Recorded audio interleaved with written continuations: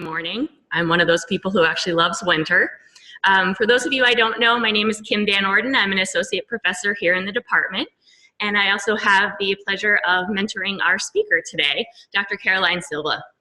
And Caroline joined us a few years ago as a postdoctoral fellow in our Suicide Prevention Research Center. And she's now a senior instructor in our department. Caroline received her PhD in clinical psychology from Florida State University. She got her bachelor's at Harvard in psychology. Caroline's expertise is in suicide risk, particularly interpersonal aspects of suicide prevention. And she has a growing expertise in suicide risk among US Hispanics. Caroline has a big CV full of lots of awesome publications, and she also has grant funding, federal grant funding. She has an NIH loan repayment grant, and she also has a KL2 Career Development Award from our CTSI. Caroline has some unique skills and expertise that she brings to suicide prevention. She has expertise in diverse methodologies, and you'll hear some about that today, from experimental methodologies to qualitative methodologies. And now she's exploring daily diary type monitoring, ecological momentary assessment. Caroline is researching an area that is understudied, which is suicide risk among Hispanic and Spanish speakers. She also has expertise as a therapist, and she does a lot of evidence-based psychotherapies. So I'm delighted to get to introduce her to you all and for you all to get to know her and her amazing work. So without further ado, I'll turn it over to Caroline. Thank you.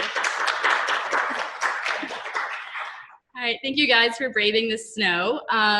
So I'm talking today a bit about my work. I'm going to start with some background information about suicide risk amongst Hispanics in the United States, and then get into a little bit more specifics about what I'm focusing on, and then sort of future directions of work that we're trying to do here at University of Rochester. So just to start off with, I'm going to be using the term Hispanic throughout mostly, but this is often used interchangeably with Latino, Latina, or Latinx. I use Hispanic because I work with a lot of Spanish speakers, and Latino, Latina, or Latin can include, for example, Brazilians who speak Portuguese. So, but just to kind of give that disclaimer. So Hispanics are actually the largest ethnic minority group in the United States. They're about 18%, and actually Rochester is pretty similar to that number. We have about 17% Hispanic population here. So the majority of Hispanics in this country are born in the US, but we still have about a third that are foreign born. And a good majority speak Spanish at home and speak Spanish proficiently. So the other thing that I'll mention in tandem with this is that suicide rates have also been steadily rising amongst Hispanics since 2000. 2000 is also around the time when US-born Hispanics started becoming the larger proportion of the Hispanic population in this country. And we'll come back to this a little bit when we're talking about trends in suicide risk. So one area that's important to mention, though, is that despite this steady rise in suicide rates amongst Hispanics and this population representing a really sizable portion of the United States, equal attention to suicide amongst the population has not been given in research or often in like treatment development, right, especially in Spanish. So part of this is due to the fact that when you look at Hispanic suicide rates overall, they are actually at decreased risk for suicide. So rates tend to be less than half of the overall US rate. And Hispanics also tend to have report less, ideation and suicide attempts. And this is consistent with what we call the Latino paradox, which is that despite, for example, higher risk of poverty, discrimination, and other types of minority stress, Hispanics are actually decreased risk for mortality in general. So this graph shows that the green line there is non-Hispanic blacks, and then non-Hispanic whites, and then Hispanics. So this is essentially the highest mortality versus lowest. And this holds true for suicide as well. So when I'm breaking it down by gender, one thing that we see is that the increase in suicide rates amongst Hispanics are mostly actually accounted for by females. So this looks like a lot of lines, so I'll take some out of here. So essentially, rates amongst Hispanic males have stayed pretty consistent across the last decade. However, rates amongst Hispanic females, especially those in their early 20s and 30s, have almost doubled. And so this is where we're seeing a lot of the increased suicide rates. However, we also see a lot of variation within Hispanic subgroups. So Hispanics are not a monolithic group. And despite Hispanic adults in general being at decreased risk for suicide, we do see this increased risk for suicide amongst Hispanic youth. So Hispanic youth, especially females, often report more seriously considering suicide, planning, and are more likely to attempt suicide than their non-Hispanic peers. Then if you look at US-born Hispanics versus foreign-born Hispanics, you also see that US-born Hispanics have a higher risk for ideation, attempts, and death compared to their foreign-born counterparts. This risk also increases across generations. So, for example, first generation is someone who is foreign-born and then came to this country. Their children are second generation and third generation and so on. So as generations increase, the risk increases about threefold. And then from the original foreign-born parent. And then what's interesting though, however, is that this risk in terms of US-born versus foreign-born Hispanics varies by the size of the immigrant community. So when you have a foreign-born individual who is living in an area where there are not many other Hispanics or immigrants, their risk is actually higher than the US-born counterparts. So you see all these variations, and then you see a lot of variations by nationality as well. So Puerto Ricans actually have the highest rates of attempts and reports of suicide ideation compared to Mexicans, Cubans, and other Hispanics. And that holds true also for other kind of mental health diagnoses and so on. And I mentioned that because that's also of interest here. So in New York, and especially in Rochester, our highest population are Puerto Rican individuals. And so it's something that we want to keep in mind as we're, kind of talking about what we're trying to do here at U of R. So despite kind of all of these variations and just different factors, most of what we know about potential risk factors or potential protective factors for suicide in this population are actually kind of broad. So one of the main risk factors that people talk about a lot is acculturative stress. Acculturative stress is stress that a minority individual experiences in the process of adapting to a majority group's culture. This can include things like experiencing discrimination, struggle with language barriers, and so on. But specifically why acculturative stress is linked with more ideation, attempts, and suicide rates amongst Hispanics hasn't actually been explored. The other big risk factor that we often see here is problematic interpersonal relationships and a lot of family dysfunction and conflict.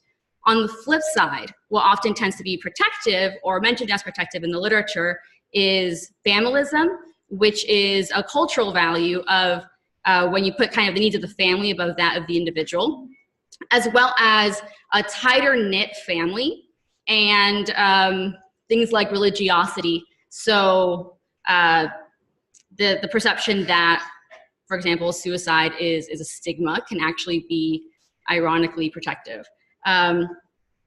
So with all of that kind of varied information, how do we actually understand suicide risk among such a diverse group of individuals? I have worked a lot with this theory. It's called the interpersonal theory of suicide. And I'll kind of go into a little bit here. So The theory mostly focuses on two aspects of social disconnection. And this is of particular interest to me given what I just mentioned about different aspects of risk versus protective factors for Hispanics, right? So when we're talking about family conflict, feeling disconnected from others, feeling lonely, feeling like you don't have others who care about you, that is captured by the yellow construct, which is thwarted belongingness. Versus when we talk about things like feeling like you're a burden on others, a liability to other people, that's what we call perceived burdensomeness. So the interpersonal theory of suicide posits that when someone's feeling this way, at the same time, for a long period of time, they will develop the desire for suicide. However, it also states that that's not sufficient, that you also need the capability for suicide to engage in lethal or near lethal suicidal behavior. Capability for suicide is increased pain tolerance and fearlessness of death. I mostly focus on the social disconnection aspect, and in this case specifically thwarted belongingness, because the theory sees these two constructs as being proximal and dynamic in nature. So they tend to change quickly over time, and if we can potentially prevent someone from developing the desire for suicide, then we can catch them before they're at a place where they're at very high risk for an attempt. So when I'm thinking about this in the case for Hispanics and within kind of like a minority stress model, we know that acculturative stress is linked with increased ideation. My conceptual model that I work off of is that acculturative stress does this via disintegrating social bonds, especially those that are tied with cultural values and culturally protective values. So one thing that we see oftentimes, and this is talked about a lot across the generations with acculturation, is that a lot of times you see lower, for example, with mother-daughter dyads, lower mother-daughter mutuality, which means that there's less similarity, and this actually has been identified as a risk factor for Hispanics and for Latina girls. So one thing that I talk about here is cultural social engagement. So this is the idea of how actually engaged and connected you are with your culture and with other individuals in that culture. And then how much that influences how you feel like you belong, and then how that leads to suicide risk. So one thing that this leads me to is then, okay, so let's do research on this, because we have the connection between acculturative stress and ideation, but this is just a conceptual model. However, one big thing to consider is language. So Kim mentioned that a lot of the work that I do is with Hispanics, but also specifically with Spanish speakers. The reason for this is because, I don't know if many of you know this, the US is actually the second largest Spanish-speaking country in the world as of 2015. Spanish is actually the second most spoken language in the world. And despite that, and despite the large population of Hispanics that we have in this country, we don't have many services available in Spanish. We don't have many psychological measures available in Spanish, and we don't conduct most of our research in Spanish. So to conduct research in Spanish, you need reliable and valid measures to do so. So some of my work with this population started back in graduate school doing this process. And I think a lot of times we think that this is actually a simple process. I speak Spanish, I'll translate a measure, and then I'll use it. It's actually a little bit more complicated than that. So I don't know how well you can see this, but this is from a measure that I recently translated and published. It's the Interpersonal Needs Questionnaire. This is the measure that's most commonly used to measure thwarted belongingness and perceived burdensomeness. This was about a 2-year process. It included 5 different samples. It started with a process of just stage 1, which is just the translation. So I translated the measure, I had 3 independent native Spanish speakers who reviewed it. Then we had a consensus meeting. Then we had an independent blind back translation, another consensus meeting, and then eventually we piloted the measure. And we were lucky enough to have many collaborators and many willing participants. So this just gives you an idea of all of our samples. So we gave the measure to US college students in Spain, psychiatric inpatients in Mexico, college students in Mexico, and then some US-based speaking adults online here in the US. So very different groups. The idea being that we're trying to get a translation of this measure that can be used across various groups so that we can use it in our research. I will mention, obviously, like with most languages, including English, there are many different accents, dialects, idioms, words, slang across countries. So we tried to have as many reviewers from different backgrounds to try to get to a standardized Spanish. So this is what the initial translation looked like that we gave all of our participants. Through a process of conducting confirmatory factor analysis, measurement and variance, and then other validity analyses, we essentially tried to look at what actually is the best fit for this measure. Is it actually measuring what we think it's measuring?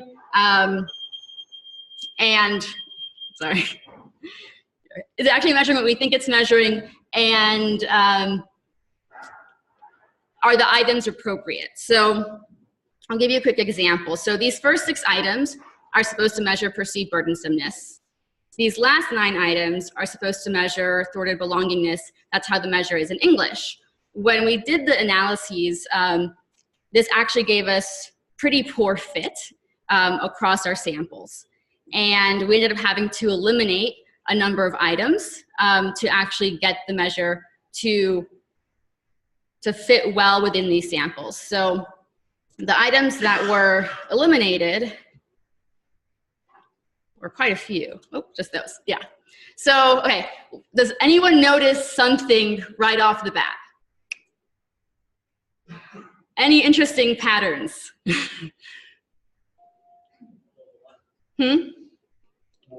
More in the, yeah. So most of the items eliminated were the ones that were supposed to be measuring thwarted belongingness. Perceived burdensomeness seemed to not have as many problems with its translation, but belongingness did. And the other thing that you probably can't see from here, most of those items are also negatively worded.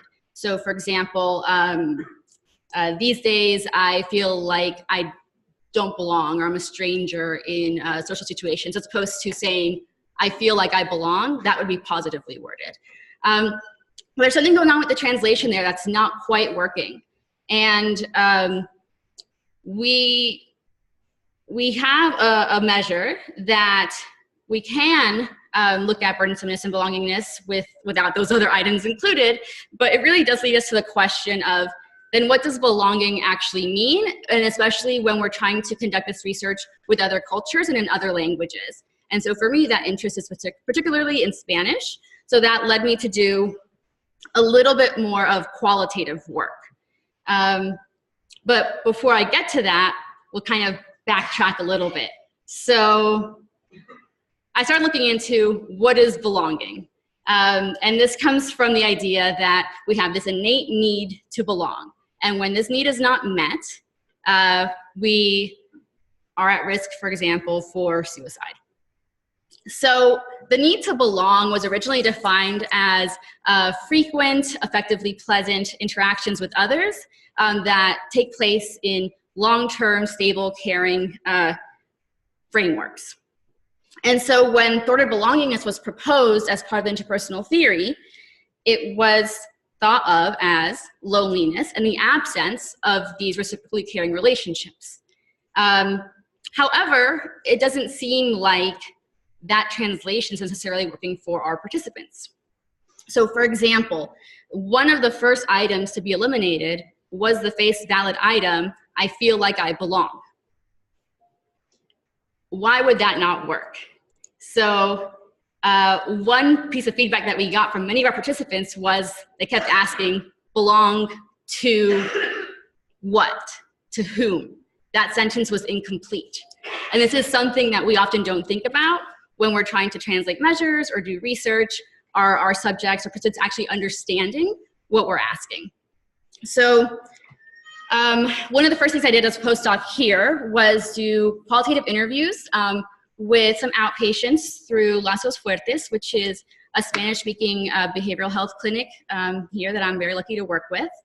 And I focused the interviews on the meaning and the experience of belonging, as well as patients belonging here in Rochester for our patients. So I interviewed 14 Spanish-speaking outpatients. Most of them were female. Most of them were about 49 years old, and the majority were Puerto Rican. I think there was one individual who was Colombian. I'm pretty sure it was Puerto Rican. So it was interesting to have these qualitative interviews and really try to get people to tell me what belonging means to them and how they experience it, what makes them feel like they belong, what doesn't. So the first thing that really kind of came to light with the qualitative interviews, what people kept saying over and over, belonging means being a part of something. They weren't saying it means frequent contact with other people. They weren't saying it means having caring relationships. They kept saying it was just being a part of something, either a group or something larger than themselves. And some people talked about religion, for example. Some people talked about their families. But it kind of came back to this idea of being a part of.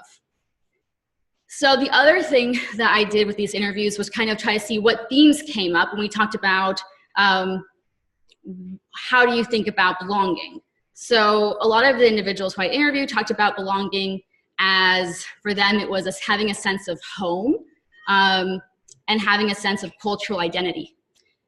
Versus lack of belonging was often talked about as feeling isolated, especially I think geographically here in Rochester, because oftentimes a lot of individuals who I work with are isolated in certain areas of the city.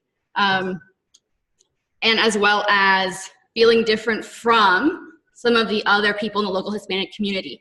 So even if there are a lot of other individuals in Rochester who are, for example, Puerto Rican or Dominican, a lot of times there were a lot of comparisons drawn during the interviews saying, well, it's not quite the same as when I lived back home. It's not quite the same as when I was in Puerto Rico. And so then I asked them, okay, well, are there culturally valued activities that do help you feel that sense of cultural identity, that sense of home, that sense of belonging? They talked a lot about community and family experiences. So family traditions, things that they do at home, things that they would typically do in the community, but often before they moved to Rochester. They talked about a lot of times the importance of food as a way to connect with their family, and then also social spontaneity. So in the past, for example, oftentimes maybe like in Puerto Rico, just being able to go over to a neighbor's house, right? You just kind of drop by and show up, and that's not really something that happens in Rochester. So one thing that came up a lot with the interviews was that there was a lot of talking about the past and not things that helped individuals feel connected now. This wasn't too surprising though, because in retrospect, I'm talking to a lot of individuals who are feeling depressed already, right? So they are already feeling isolated and disconnected, and it's difficult to think about when you're feeling that way, what makes you feel connected. So then I thought about, okay, so then how can I look at other data to see what might impact what might impact feeling like you belong to your community? Because that came up a lot, right? It's feeling disconnected from your community, feeling like you don't know the people who live around you, including those that are part of your culture. So I did secondary data analysis of the midlife in the US survey minority groups. So this is a large data set that was originally designed to assess well-being in middle-aged, urban, ethnic minority adults who lived in both hyper-segregated neighborhoods, so neighborhoods with a lot of other individuals of the same culture, as well as in areas with low concentrations of minorities. So most of these adults were over the age of 25, and this was specifically sampled in New York City and Chicago in 1995, 1996. So one of the questions I get is, okay, why are you looking at like 20-year-old data? So to date, this still remains one of the largest intentional samplings of Hispanics in this country, and specifically of different Hispanic groups. So this had a large sampling of Puerto Rican individuals, Mexicans, and Dominicans. It used stratified random sampling, so it had fixed quotas for ethnicity, gender, age, as well as labor force status. And then it also was conducted using face-to-face interviews. So they went door to door, screened door to door, and they did everything in English or in Spanish, depending on the participant's preference. So the overall data set was actually like 1,300 people, but the majority were Hispanic. The rest were African American. So I did my analyses just on the Hispanic subgroups. So this was about almost 1,000 individuals of Mexican, Dominican, or Puerto Rican descent. So if we look at the breakdown, you can see that most of the individuals actually here were foreign born. And this reflects the mid-90s. So I mentioned in 2000 is when we started to see that flip. And then our sample was pretty evenly male and female. So the other thing that you might notice here is where the individuals came from. So Mexicans were sampled only from Chicago, and Dominicans specifically from New York City. Puerto Ricans were the only group that were recruited both from New York City and Chicago. So kind of keep that in the back of your mind, because that does have some implications for how we think about some of these differences that we'll see here. So I specifically looked at neighborhood belonging in this data set. So neighborhood belonging was made up of 4 items that the participants responded to, that they rated on a scale of 1 to 4. And it was, just pretty straightforward. I feel I belong to this neighborhood. I feel loyal to the people in my neighborhood. Feeling a fellowship runs deep between me and my neighbors. And then living in this neighborhood gives me a sense of community. Luckily, item 1 specifies to whom or to what you belong to. So hopefully the translation worked. So the first thing I looked at was if there were differences in how much they felt like they belonged to their neighborhood based on their nationality. So the only difference here was between Dominicans and Mexicans, with Dominicans reporting a little bit more they felt like they belonged. So again, keeping in mind here that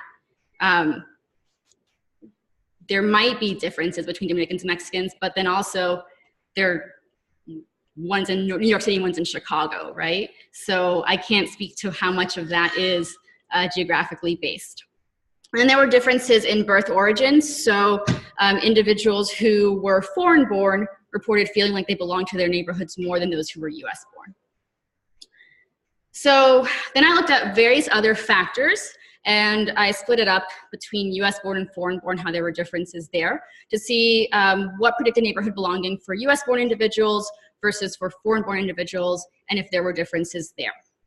So if we look at the US born on the left, the predictors that were significant had to do with religiosity. So language thought is essentially how often they think in Spanish. Years, how long you've lived in your neighborhood. Neighbors socialize is how frequently you socialize with your neighbors, and then discrimination. So if it's negative, it means that, so the more, for example, that they thought in Spanish, the less they felt like they belonged, which was kind of an interesting finding. So the more discrimination, the less they felt like they belonged, which makes sense. But then when we looked at foreign born, we see that although yes, years living in your neighborhood, also how frequently you socialize with your neighbors predicts belonging, religiosity did not, discrimination did not, but ethnic identity did. So there were some questions that asked individuals like, how much do you identify with your ethnic group? You know, how likely are you to marry someone from your own ethnic group? To kind of get a sense of just kind of how strong is that sense of being Latino or Hispanic. So for foreign-born individuals, the stronger that was, the more they felt like they belonged, versus that was not the case for US-born individuals. So I'm thinking about, in that case, then what is the actual role of cultural social engagement, right? So this social engagement with others of your own culture. Is it something that matters mostly for foreign-born individuals versus for US-born Hispanics? And does it actually connect with belonging? So this was the conceptual model I showed you at the beginning. So Kim mentioned that I have a Career Development Award, KL2. And so my objective with that award is to look at whether cultural social engagement actually can increase belonging and protect against suicide risk amongst Spanish speakers specifically. So I'm talking a little bit about that project now, which I'm just starting.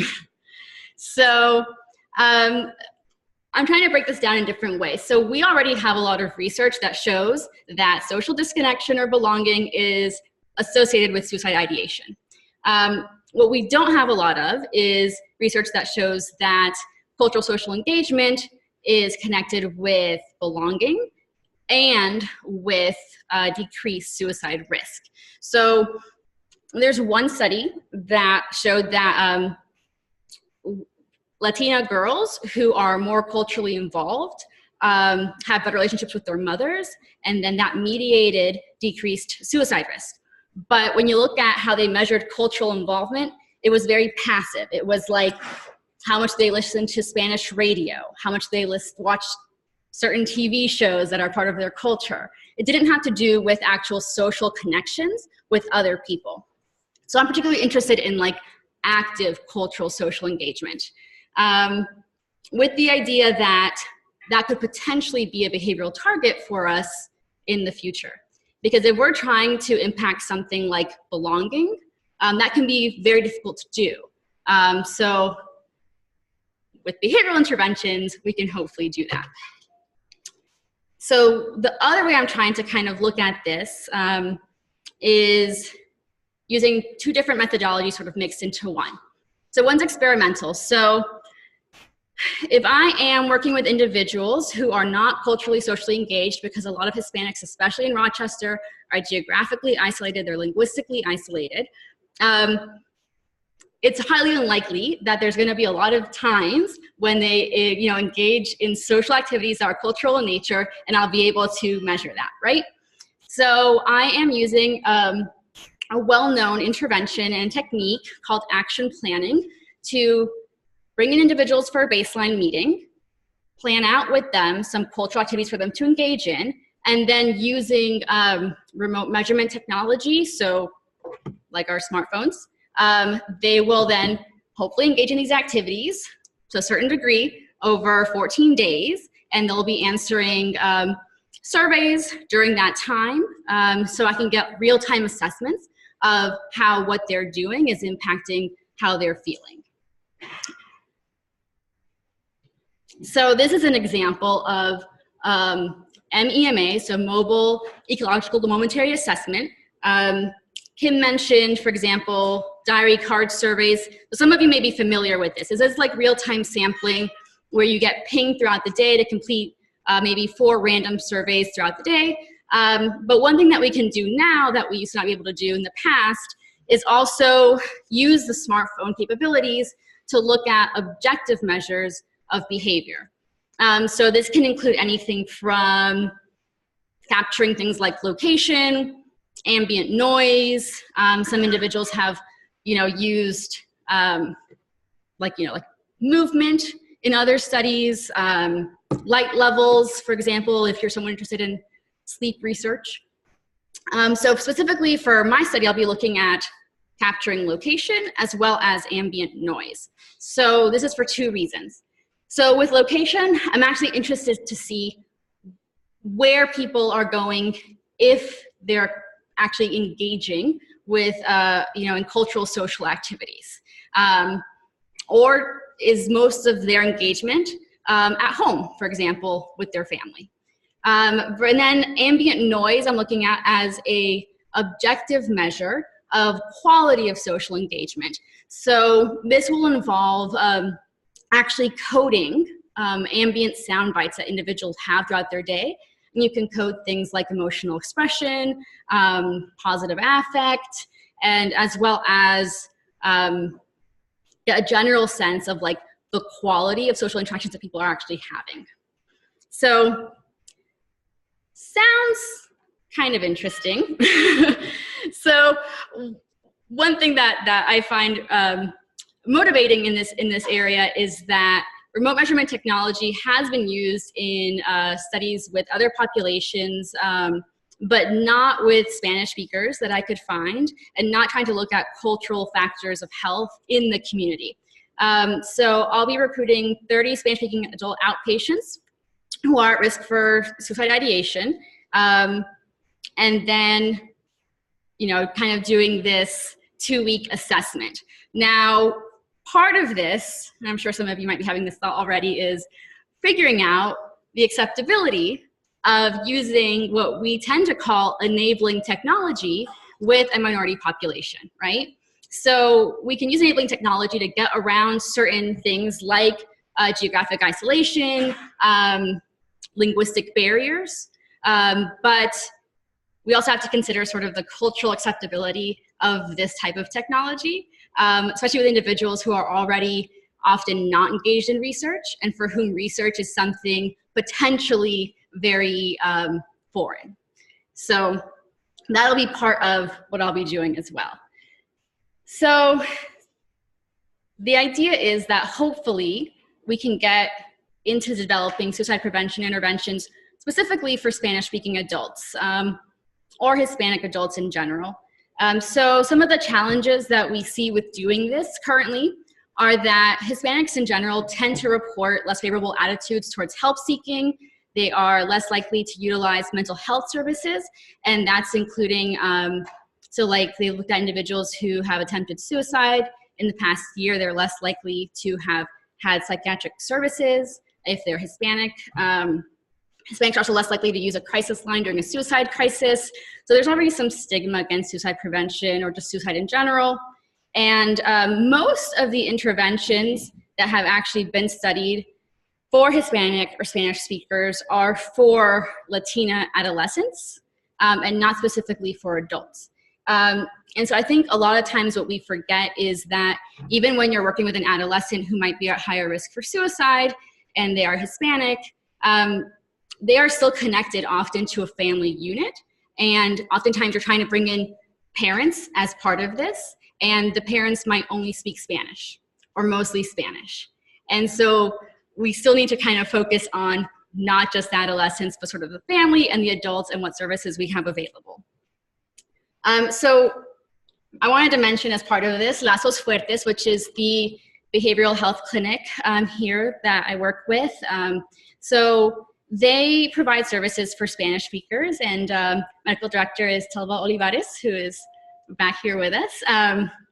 And I find this very unique. So when I came to Rochester, I didn't know about Lazos Fuertes, and I was introduced pretty quickly, and I was excited to find this service here, of all places.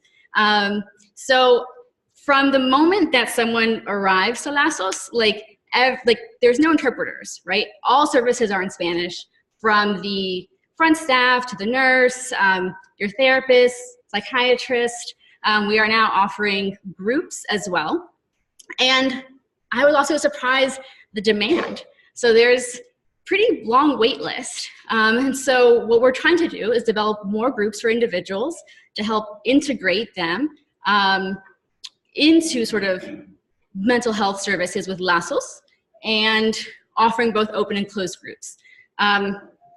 So Part of this, though, even though my clinical work informs my research and vice versa, is that we still need to continue to develop more services than what we have. So some qualitative studies, and this is one of them, they've asked Hispanic individuals, youth, and community leaders, what do you think is needed for suicide prevention?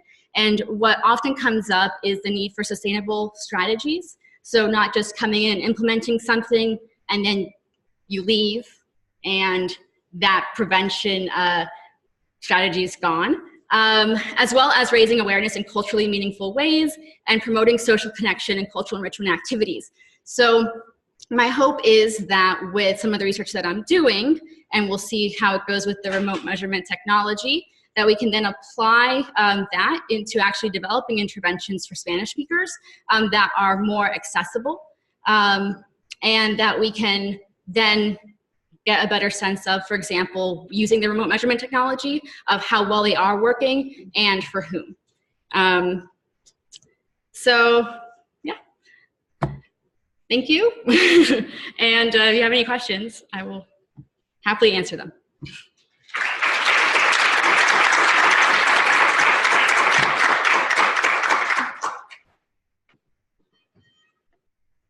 Hi, Telva.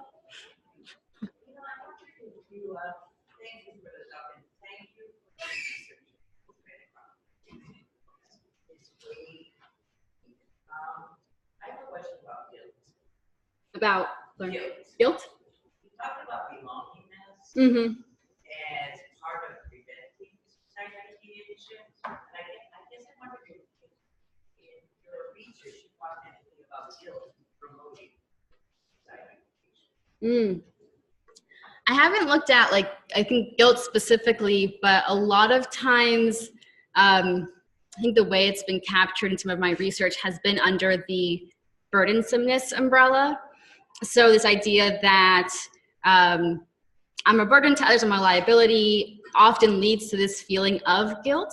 Oftentimes what I think is more pernicious is like the feeling of shame that comes with that. And you know, when we think about Latinos and Hispanics, this idea of familism can be protective, right? Which is putting the needs of your family ahead of the individual. But then you can also imagine where in the right situations or in the wrong situations, that can flip. And you can lead to a lot of guilt and shame and feeling like a burden to your family, which would then increase suicide risk.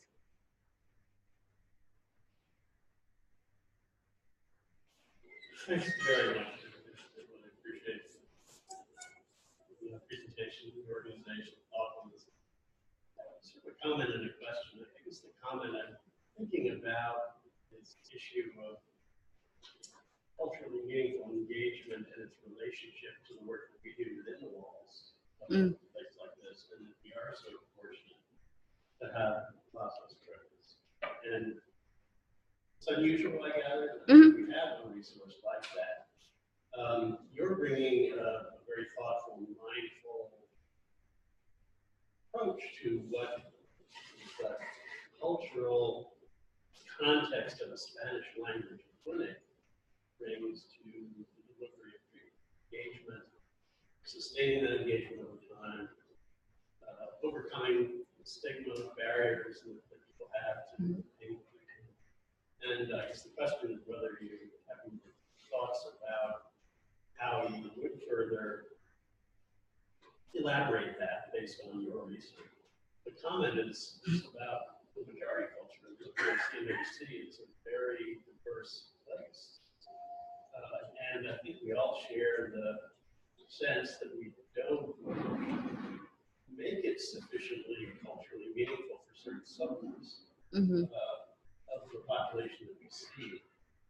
So it's a very, I think, an important awareness that your talk brings to us about how we do this kind of thing, not just within a specialty clinic, but within our general practices, how we can be more sensitive to and address in specific ways the cultural engagement. Yeah, I mean, I think one thing that's interesting that makes me think of is we've talked a lot in LASOS before about the bilingual versus being bicultural. So bicultural, for example, someone might consider me bicultural in that I grew up here, so I'm American, but I also have, Hispanic, Latino roots. So I have sort of these two cultures that I navigate. And there's often this assumption that I think being bicultural is what leads to a lot of the connection in Lazos. But oftentimes what I've talked about with the other therapists and with Telva is that a lot of times the language is what sort of seems to carry the connection that people form at Lazos, and this idea that they are, I think, being heard. So not all of our therapists are Hispanic, but everyone speaks in Spanish and makes that effort. So I think with our patients, that's pretty important. And then I think that carries over to research too. So one thing that I sort of didn't mention was this idea that in most of our research studies, Hispanic individuals are either presumed to be bilingual, so we just give them measures in English.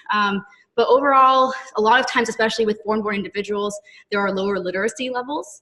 And then oftentimes, if they don't speak English, then they're just excluded from research, right? So I think this thing around language is pretty important, be it with patients or with our participants, to really kind of not just understand their experiences, but also have them feel included in what we're trying to do.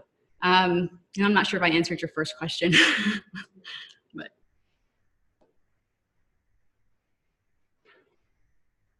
It's a challenge that just to follow up on in CMHC, it's all English, for all intents and purposes, exception perhaps of that one. It's all English is the primary language. So to the extent that the cultural meaning context is created around language, it's limited. And so are there other ways as we get more into understanding what is culturally meaningful engagement that can be translated clinical practice? So that's the hope for me is, so part of my research too is trying to understand what I'm trying to define as cultural meaningful engagement as behavioral activities, because I can have my own assumptions about what those are as someone who is Hispanic, but that might look very different for different groups. But the idea being that if I am trying to work with an individual, and this might be my bias as a psychologist or as a behaviorist, that a lot of times having someone re-engage and engage with their culture might be that's the actual intervention. But what that would look like, I'm hoping to actually get participants to tell me so that it actually meets their needs. So actually, you've hit on my question, which is really whether or not there is research or particulars working with stakeholders to identify what the possible interventions might be, essentially. So like how to develop those culturally valued social engagement experiences so that they are sort of culturally valid, acceptable, and actually sustainable, because one of the things that I'm guessing come across is this the resistance, or is the wrong word, but reluctance to engage in sort of care as we traditionally understand. It's hard, it's culturally inflexible, it's very prescribed, and doesn't often fit actual life. And so I wonder if that's something that you looked at, whether or not you have some preliminary data on that. Yeah, no, it's a great question. And a lot of that work that has been done has been mostly with adolescents. And I think it's also very different to do it. Most of it's, for example, New York City. I think it's very different when you're doing this research in Miami, New York City, LA, versus in Rochester. And then with adults particularly. So this idea of not just figuring out what's culturally meaningful, but what's going to be acceptable as well, and what's going to be sustainable. So I think finding things in Rochester that are sustainable can take a little bit more effort and suggestions. So I haven't done some of that work yet, but that's ideally my next steps, which is trying to not just work with our outpatients, but also, like you're saying, with stakeholders, community groups, to try to figure out what are actually the resources around here that we can link with as we're giving our own patients suggestions of what they can do, and trying to get them to go out there and re-engage with their culture, with individuals, things that are important to them. Yeah.